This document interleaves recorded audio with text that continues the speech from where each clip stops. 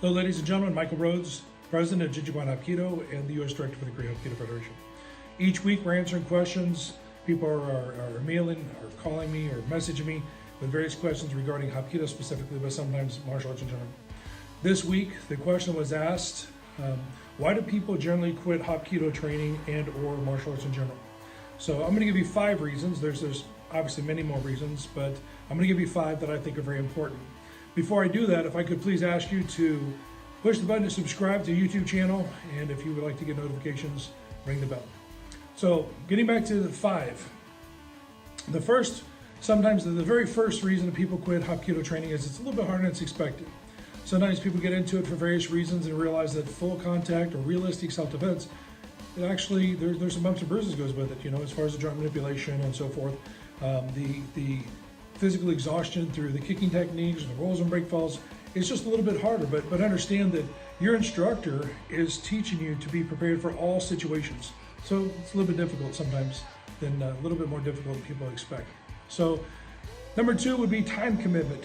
And I'm going to say time commitment is not only just the time commitment for the student, but sometimes if it's a child, it's a time commitment from the parents.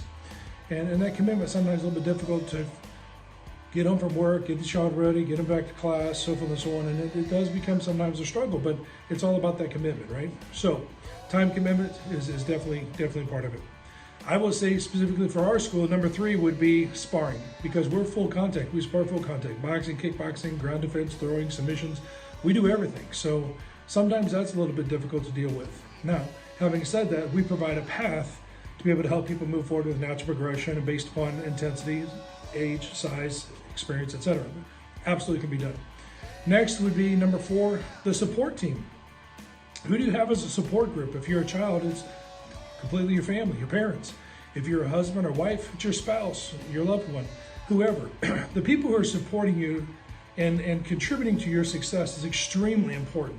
If a parent has an opportunity to where they just don't feel like taking the child to class, pretty soon the child's going to fall behind, establish a skill gap, and it's going to be uncomfortable for them to try to catch up in class and maintain, with their peers.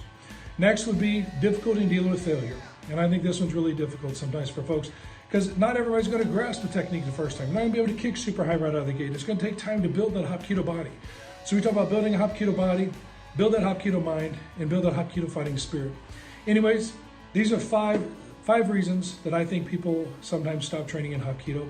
If you would like to join our organization, please click on the website. Thank you so much for your support and continue with the questions. Thank you very much. God bless. Jin Joong.